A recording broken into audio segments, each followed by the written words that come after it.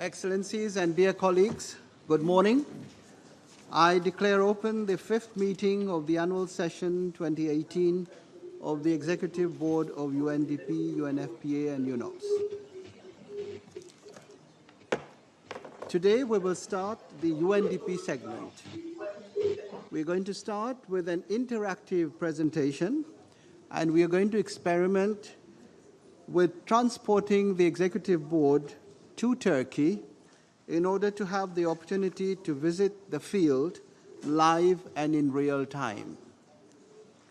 Joining me on the podium are Mr. Achim Steiner, UNDP Administrator, Mr.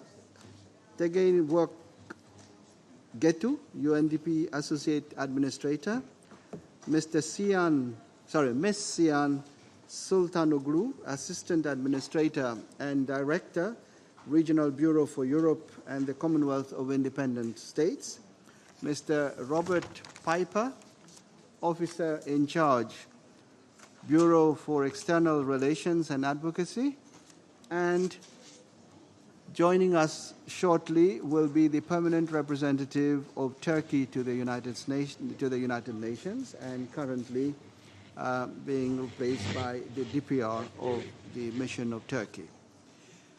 I will now give the floor to Mr. Steiner, the UNDP Administrator, to make some opening remarks.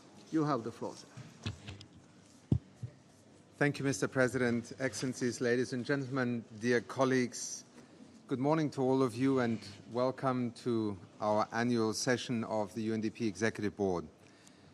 Mine is simply a task to briefly introduce what is an innovation in our interactions with you, namely a live connection to a team, to beneficiaries, to stakeholders, to our partners in the field, to try and enable you as board members to have a more direct feedback, but also opportunity to engage with that work that we often describe in reports in abstract terms and would like you to be connected to in a direct way. I know that Robert and my colleagues have been living through traumatic last few days because the notion that we would not have this connection up and running kept them awake day and night. But I'm very pleased to see our colleagues, well, they will appear in a moment, I hope, on the screen live from Turkey being there, and I want to thank them all for making time available, and particularly also to the government of Turkey and to Ambassador Sineliolu for joining us here today for this, in a sense, world premiere in connecting the board to the work of UNDP. What you will see this morning is a glass-blowing workshop in Gaziantep in Turkey, where UNDP and the government of Turkey have been providing vocational training to Syrian refugees and to host community members. This is the distinguishing and I would say hallmark way in which we in UNDP would like to see both the emergency response that we often provide in humanitarian terms in crisis contexts, but linked also, first of all, to the host communities and their burden that they carry in this process, and at the same time to look at development opportunities that can be realized out of an emergency. Turkey has long borne the brunt of refugees from Syria on behalf of the international community, and therefore it deserves the deepest respect, but also our support and solidarity. Ambassador, a very good moment to join us in the way that we are jointly helping to manage the situation. But the example we present to you today is not just a glass-blowing workshop in Gaziantep, if I might put it in inverted commas. It is a demonstration of the underlying approach that I believe defines UNDP's strategic relevance, role and contribution in the larger response both of the UN system and the international community. It is a signature service for resilience and the key development offer that UNDP is making to governments in crisis settings. From Iraq to Somalia, Afghanistan to Yemen, DRC to Colombia, UNDP brings our development expertise to connect to moments of serious disruption and then an ability to help communities, both those displaced and those hosting them, to move forward. With these introductory remarks, let me thank particularly our colleagues in Turkey again for being available to engage with you today. I hope you will enjoy this session. I thank the President and the Bureau for having given us a little bit of leeway to experiment with this session. Thank you very much. Teşekkür ederim. Thank you, Administrator. Good morning. It's my role to be the moderator at the New York side of this process. So thank you, President, thank you, Administrator, and welcome everybody to this interactive session. Thank you for entering into the spirit of innovation and a little bit of risk-taking, indeed.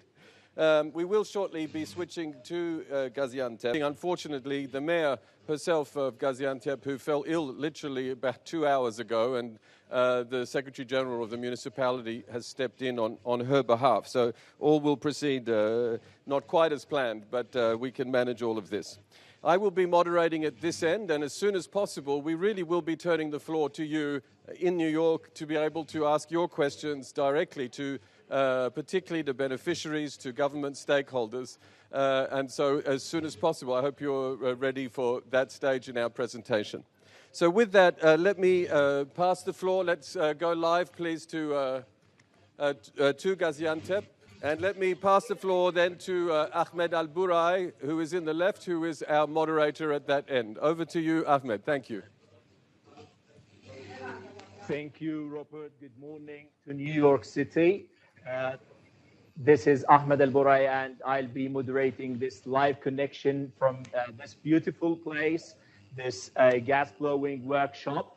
And in a moment, we'll be talking to the UNDP's director, deputy country director, and also we'll be talking to the General Secretary of Gaziantep Metropolitan Municipality, and also we'll be talking to the chair of the Gaziantep Chamber of Industry, and as well as we'll be talking also to the beneficiaries, to some of the participants to this beautiful work that they're doing here in this beautiful city. Now first, okay, so I was introducing Mr.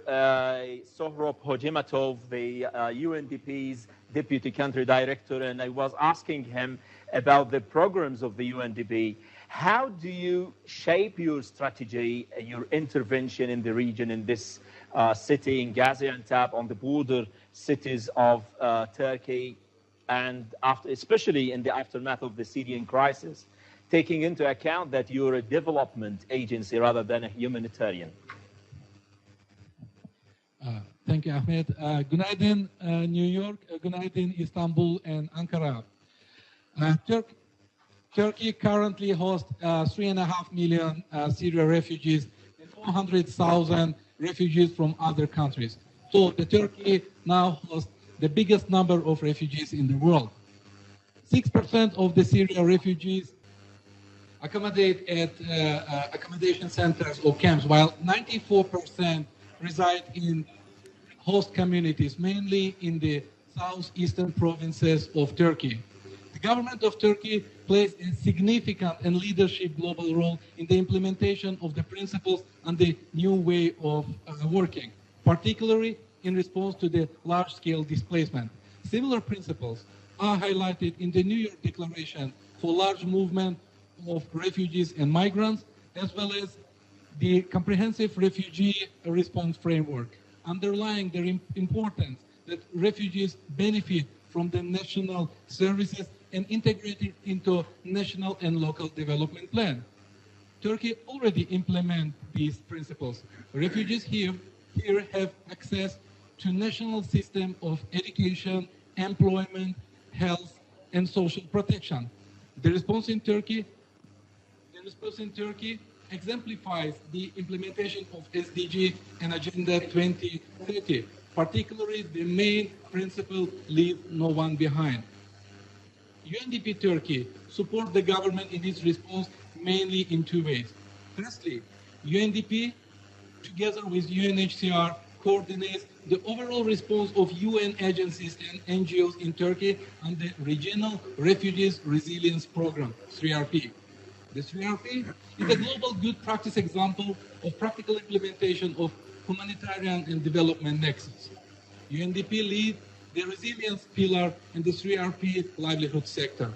Secondly, UNDP Turkey implements the Syria Crisis Resilience Response Program, so-called MADAD. The total budget for 2018 and 19 is $75 million. And main donors are European Union Regional Trust Fund for Response to Syria Crisis, Madat, the government of Japan, US PBR, and German KfW. Thank you, sir. Thank you. Of course, all these efforts done by the UNDP wouldn't be successful and wouldn't achieve the goals, the targets that they're looking for without the help, the support, and the ownership of the local community, the local authorities. And that's why we're honored by the presence of Mr. Deniz Gökhan, who represents the municipality of Gaziantep. And of course, Sayin, Ms. Fatma Shahi was supposed to be here, but as Robert said in the beginning, that because of urgent conditions, she couldn't. She apologized for not attending this session. Now, Sayin Gökhan sees. Distinguished Gökhan, how about your experience in this process? And what happened in your city facing this influx of refugees, and how did you make sure that your services were still offered in a sustainable way? But I would like to remind you once again that we don't have a lot of time so that we can get questions later on during Q&A session. But you asked me such a big question, I'm going to, I guess, need more time. But thank you very much, everyone. Good morning. There are two parts to migration. So we're talking about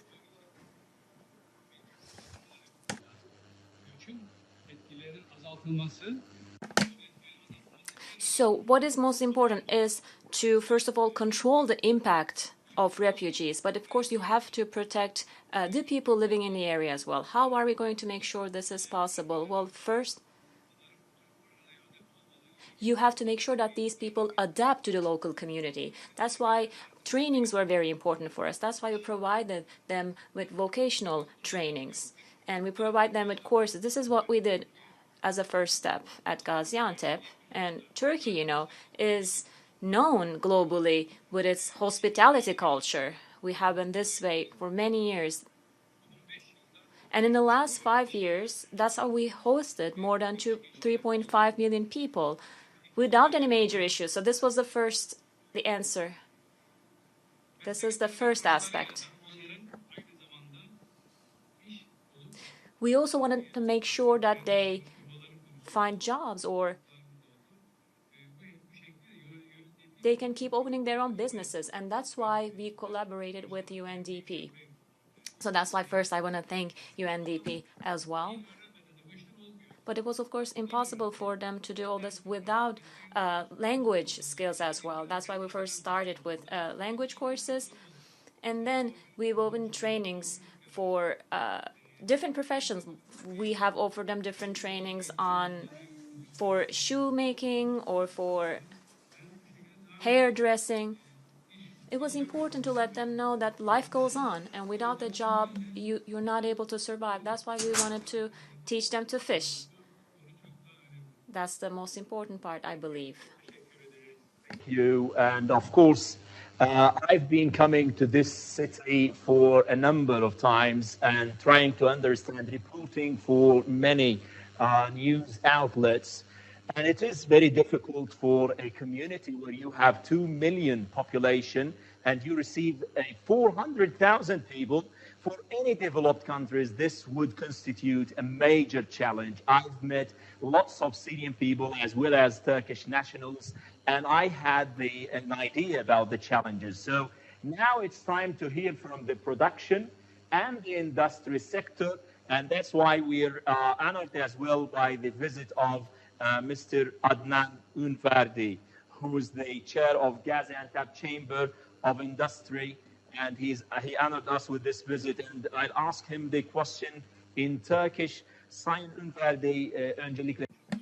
Thank you very much, first of all, for being here, Mr. Unverdi. Especially in industry or employment market, what did you do? What kind of difficulties you had to face with this influx of refugees, and how did you deal with this? And how are you still dealing with this? Thank you very much. First of all, good morning, New York. Thank you all for being there. I would like to thank you on behalf of my Chamber of Industry. So we're talking about the city with a population of 1.5 million, and we're talking about a huge influx. And now we're talking about a population of 2 million in the same city. So we've been facing social issues and many more. But also taking into account the qualifications of people who came here, we weren't mainly talking about highly qualified population coming into the city.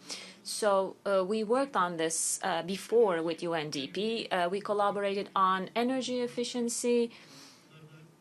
In other initiatives and clusters, we've already worked together. And in the same period of time, we also wanted to see what is possible in employment as well, in collaboration with UNDP. And it was important for us to see how we can contribute to the job market overall and how to give these people better skills so that they could be better qualified for the job market. So we first opened a center with 13 training classrooms.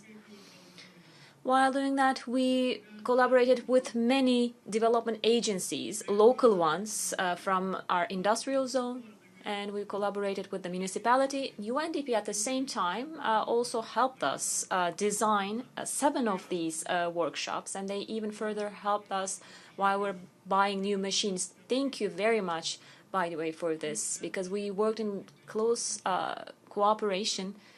We've done so much together, and this now is something that we can see reflecting on the numbers that we have. Gaziantep is one of the biggest industrial cities globally, and it's a city that is constantly producing, and it's one of the largest economies in Turkey as well. A big exporting city that we're talking about, more than $6.5 million, but we were still in need of a qualified workforce. So this center has been very helpful. Now we have a qualified population, and this is also has been a positive contribution to our own workforce in the city. So thank you very much. Of course, all these efforts will be faced with challenges, but as President Erdogan always says, durmak yok, yola devam. Okay, so thank you. Now back, distinguished members and guests of the Executive Board, I'd like to give you a brief tour around the place here. And as you can see, these are the materials that the participants, the beneficiaries are producing. If here in this place, you have the raw materials that the participants will use and melt to produce all these elements, all these items for sale that make different types of products like ornaments, like souvenirs, like bracelets, necklaces. And the most interesting thing for these women is how they promote and market their products. I've been told by many of them that they're using a social media platform, Instagram, to promote these products and sell them. Of course, this is in addition to the conventional way of selling these products. Now, the most important thing, as I told you, that some of them have come from Syria with having nothing to do. They cannot generate any kind of income. And hopefully now they have the chance to generate their own income and their own living to support their families. And that is the unique experience we're having with this kind of project. Now, I'll start giving you more perspective by introducing one of the participants. Her name is Rania Mamik, and she is Syrian. Now, Rania, it's a clean name. رانيا أنت سورية وجئت من سوريا قبل فترة في إمكانية Thank you very much. I come from Syria. would it be possible for us to hear about your experiences and your plans?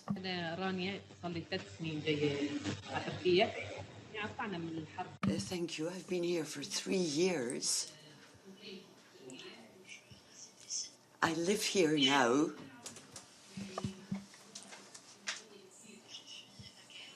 I fled the war and an extremely difficult situation. When I heard about this particular project, I really wanted to come.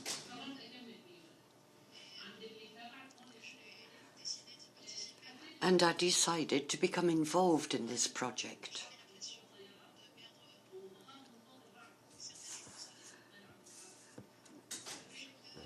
I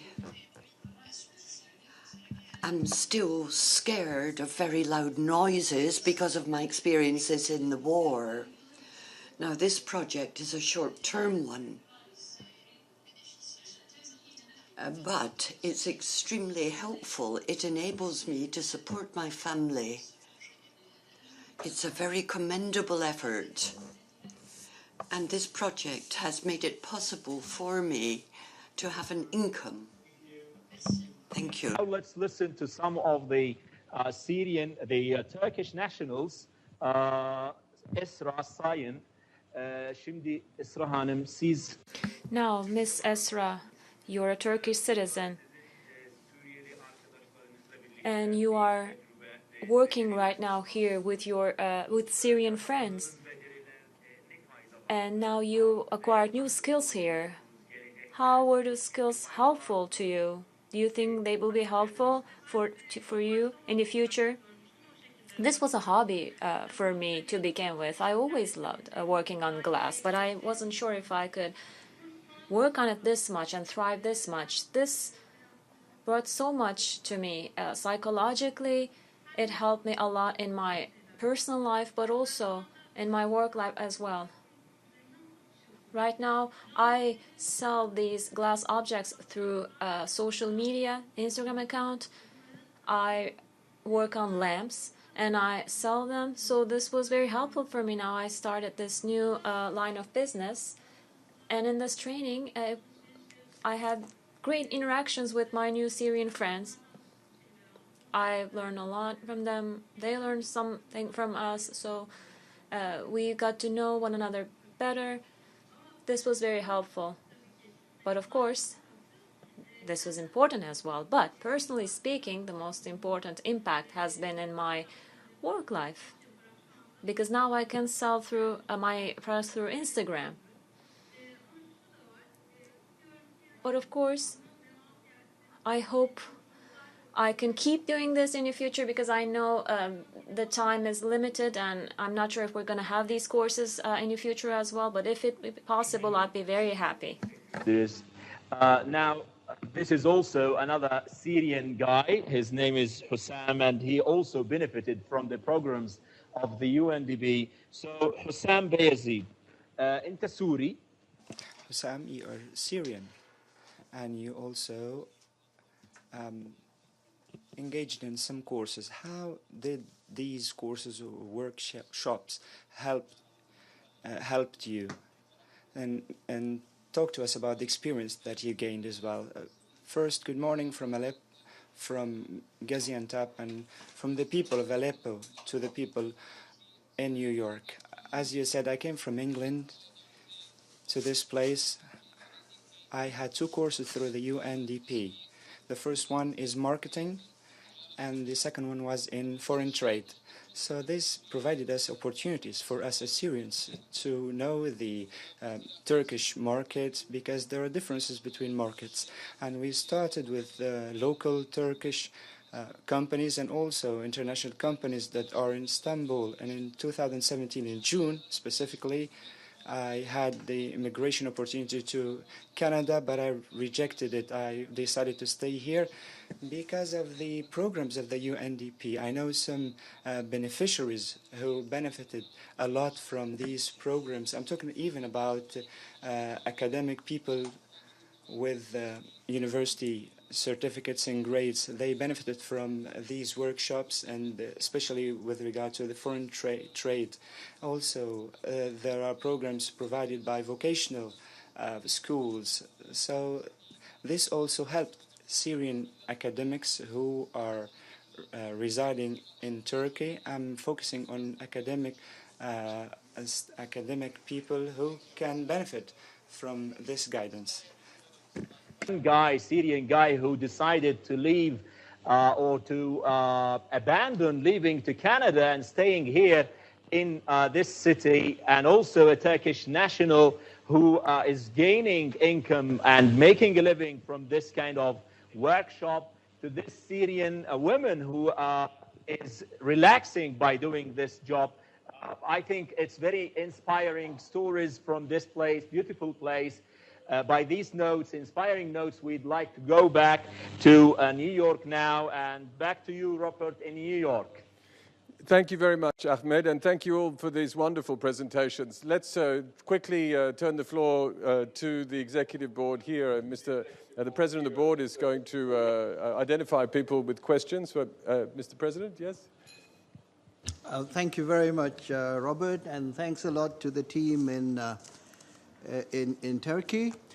We will now move to the part which you have to play to ask questions, and what I would suggest is that the questions should be very short, very precise, because in some cases they may have to be translated. So let's be very, very specific in what we are going to ask. And if you allow me, I will ask the first question. So the question would be addressed to the authorities in Turkey, and the question is, what is UNDP's comparative advantage as a partner in this effort? And of course, we are very, very happy with what is being done there. Thank you. Thank you, President. Ahmed, a question then perhaps to the municipality or to the Chamber of Industries. Amongst all these partners, why UNDP? What does UNDP bring to the table? Over to you. Sayın size göre Why UNDP? What's the advantage with UNDP? What was the contribution you think for them? Why did you pick them as a partner in this? It was easier, less procedures to follow, fewer, because here usually when you are working with people, when you're serving people, it's important to act really fast. You can't tell these people you have to wait 3 days for food. You have to act really fast. That's why it's important to have a quick response and fewer procedures or less bureaucracy. That's why we wanted to make all these projects possible. That was the most important aspect for us. It was important for me that UNDP was able to act really fast in this. Another question, Robert, back to you. President. Thank you. So Australia has the floor.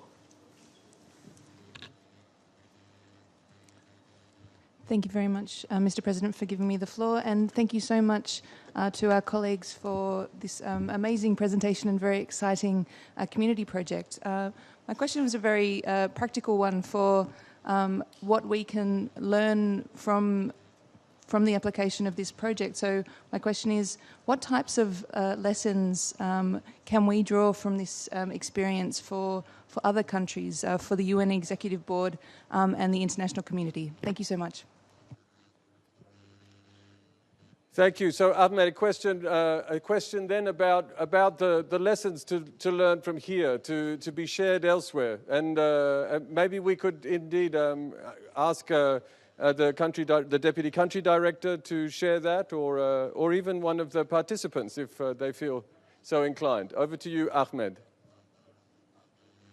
So we'll start with the country deputy director, then we'll see if we have some time. We'll move to one of the participants to listen to them. Thank you very much. The major and the main lesson learned is that we have established resilient-based development mechanism, and it was really good because we engaged different stakeholders and we provided integrated services, which consist of of different angles about the vocational training as a skills training, then the language training, and also the job creation and integration of the Syrian refugees to the host community. So the major point is about the social cohesion through the integration and of course through the development of the sustainability and resilience mechanism within the local communities, especially in the municipalities. Thank you.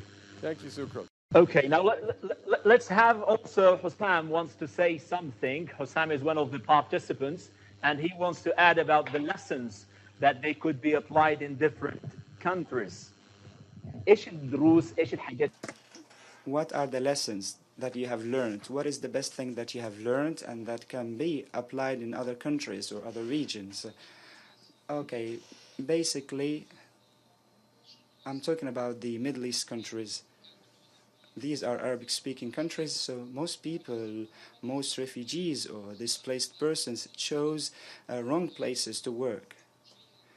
So with the guidance of the UNDP through the marketing programs or foreign trade programs, they were guided to work towards exporting. So this is the right thing to do. So in places that there was competition with the Turkish people, and that was a mistake. So when they were guided to work towards exporting, it worked better, and they actually benefited from the Arabic language. And those who had Turkish language, that was a plus for them.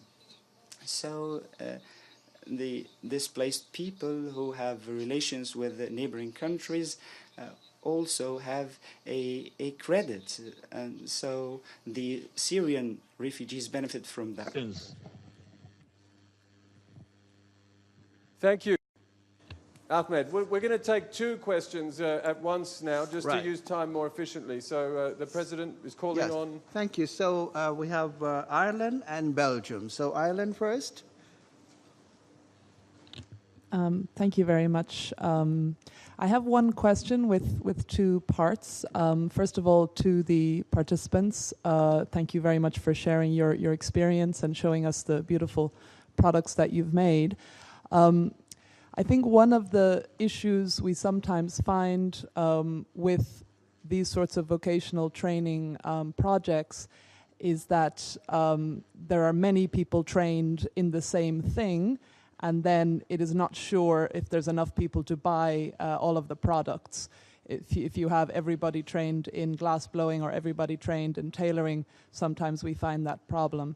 So I wanted to ask the project participants, do they feel there are still a lot of people around to purchase what they are producing?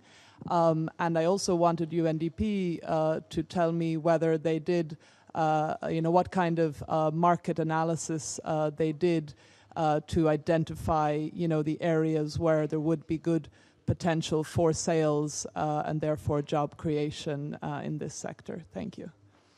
Thank you very much. I give the floor to Belgium. Thank you, Mr. Chair, and thank you very much to UNDP for this very interesting connection directly with the field. And it's very commendable that the host country, Turkey in this case, is really making big efforts to integrate refugees. Other countries like Uganda, for instance, are doing this also for many years already. So my question is directly to, I think, UNDP. Which measures are being taken for making this intervention or the results of the intervention sustainable?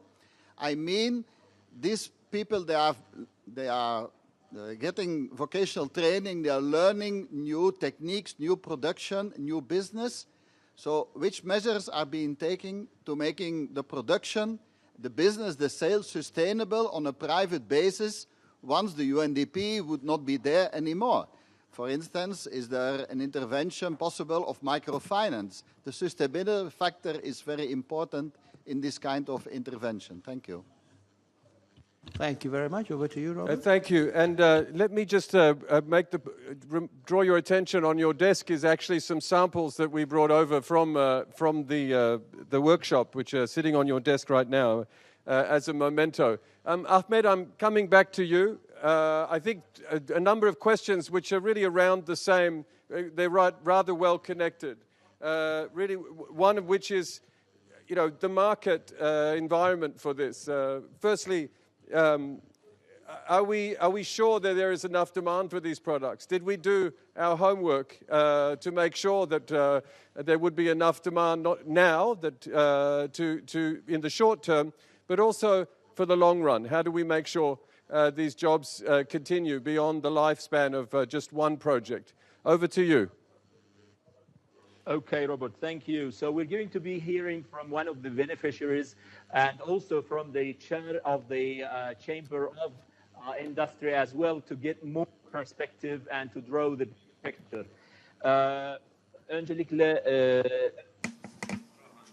First of all, Ms. Esra, so the training you received here, a lot of people are getting the same. So do you think there are enough people who are going to be buying your products? Because so you've been through this. You think that at some point people are not going to be buying your products?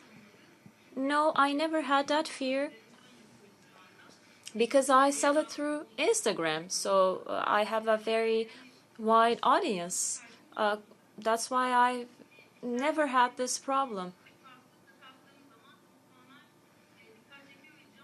I always get great reactions online, and glasses also is an interesting product. So I have a lot of followers, so I'm sure I'll keep reaching more people. So thank you then. So Mr. Unvarde, what do you think about this? Because we're creating this line of work, but there are Syrians, there are Turkish citizens who are working at the same they are working on the same thing. Do you think will there be a clash, or will this be going in a balanced way? So in order to prevent this clash, we are doing many things. So the companies who are operating on this sector, we first called them out, and we wanted to hear their recommendations on the market. So within our Chamber of Commerce, we have 84 companies who are operating in several different sectors. And we have more than 1,500 small people who are operating in small shops. And we're talking about more than 1,500. In my own center, in my own training center, last year, I provided trainings more than 1,700 people. And more than 100 people were trained through a collaboration program with international bodies. We also trained more than 100 people with our collaboration with UNDP. We also had Syrian people. 35% of them are currently still working. They are currently working in different companies. These efforts pertain to 2017. But for 2018, in the first 4 months, we are collaborating with an international employment company, and we started giving out new trainings. But we did something different this year. We said, after training them, once they move out and once they start working, for 6 months, we decided to pay for half their salaries. So for 6 months, employment was also guaranteed for these people, because employers, when they're happy with these people, they will keep them in their staff. So this was an important step that I believe we took. So thank you very much for listening. Thank you. To the UNDP, and as far as I understood, in case the UNDP is done, you have the project, it's done, how you're going to sustain the project continuity? Do you have any kind of intervention, long-term, short-term? Final word. Thank you. Thank you. Thank you, Ahmed. What we have here right now is a glass atelier. And as you see, the glass atelier is accommodating the art center under the Gaziantep Metropolitan Municipality. This is one of the signs of the sustainability, because this project has already integrated into the municipality investment program, so the sustainability is already ensured. Regarding the issue about the sustainability overall of all of our components, it's mainly about the pre-feasibility and comprehensive assessment we made, because all of our interventions are based on the demand-driven, not based on the information we are receiving or feedback we are getting from the Syrian refugees, but mainly it's about the business, and business is giving us the recommendation which area of intervention are mostly in a demand, taking into consideration the skills and the qualification of the Syrian refugees. For example, for the last couple of years, the main area of intervention was the construction materials production, the shoemaking, textile, and of course, these glass blowing. But on top of this, we are working closely with the Ministry of Industry, with the local municipalities, in order to ensure that only those niches which are in a high demand are fully incorporated in our project. And of course, all of them, as the distinguished chair of the Chamber of Industry has mentioned, are providing the training to the people who are in a high demand of the qualification or the specialization, which will be immediately converted to the sustainable income generation of those. Okay, thank you, sir. Robert, back to you. I think it's first the harmony, the chemistry between all these stakeholders that would keep the sustainability of the project. Back to you, Robert, in New York. Thank you, Ahmed. I think we've reached the end of the interactive part of our segment. I really want to thank our participants in Gaziantep for making themselves available. I think this was incredibly a great way to start our annual session, and a story about a very long-standing relationship between UNDP and a government that has been put at the service of a moment of crisis.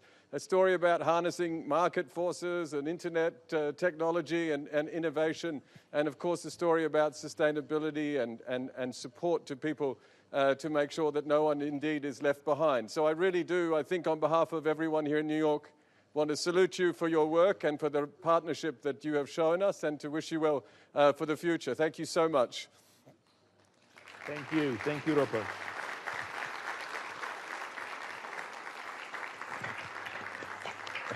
And with that, let me pass the floor back to the President of the Executive Board to bring us this session to a close. Thank you, President. Thank you very much, Robert. And let me join my voice to you to thank the team in Gaziantep for the excellent work that they are doing. This has been the first time we are having this kind of a session. And let me announce already that tomorrow we are going to have another transportation. This time it's going to be to Senegal, and we'll look forward to your participation in that. So before we conclude this segment of this program, let me invite His Excellency Mr. Feridun Hadi Sinirlolu, Permanent Representative of Turkey, to make some remarks. Ambassador, you have the floor. Thank you, Mr. President. Thank you, Administrator Ahim Steiner. I also would like to thank all those participants from Gaziantep today for sharing their first-hand experiences with us. As pointed out by Administrator Steiner and the guest speakers, Turkey, since the beginning of the Syrian conflict, has not only provided a safe harbor for Syrians, but also mobilized all its resources so that there is no lost generation in Syria. This approach stems from our firm conviction that once a viable political solution is achieved, Syrians will return to their homeland to rebuild their country, a new Syria. Therefore, education and vocational training to build resilience and self-reliance of Syrians have been our key priorities. We have been working closely with UNDP and other UN partners in this area. What we have learned today is a testimony how the UNDP could make a difference in the lives of so many. Therefore, I would like to thank particularly Administrator Steiner for the good work they have been doing for the Syrian refugees. Syrians have free access to education, health, and many other services in Turkey. We have mobilized both our central and municipal resources to that end. The province of Gaziantep, which we virtually visited today, is a prime example of the latter. There are other provinces which shoulder a responsibility heavier than their own weight. The province of Kilis now hosts more Syrians than Turks. Of the 3.5 million Syrians in Turkey, only 215,000 live in camps today. This amounts to less than 7% of the total. Most Syrians live in urban areas across the country, are well integrated into the society and have access to job market. So far, over 300,000 Syrians attended technical vocational training and language courses provided by Turkish authorities. Around 620,000 Syrian children are enrolled in schools. In the last 2 years, the enrollment rate more than doubled and reached 65%. Our aim is to make it 100%. And we look at the international community for greater responsibility sharing to this end. Turkey, including municipalities and Turkish NGOs, spent almost $31 billion for the well-being of Syrians since the beginning of the crisis. This is a dramatic figure. Everything I shared with you today underlines that the scale of the Syrian crisis requires a genuine burden and responsibility sharing by the international community. I do not want to conclude on a pessimistic note, but it is disappointing to see that we still need to call on our partners to contribute to the efforts of Syria neighboring countries. It is our moral responsibility to make sure that every Syrian child, woman, and man can look to the future with the same amount of hope that we do. Again, I would like to thank UNDP, and I hope that their work will inspire others. Thank you.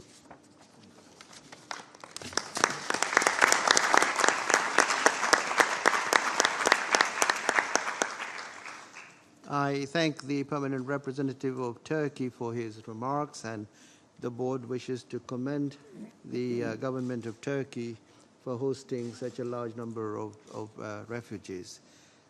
And of course, UNDP will be there to accompany the government of Turkey in dealing with this issue.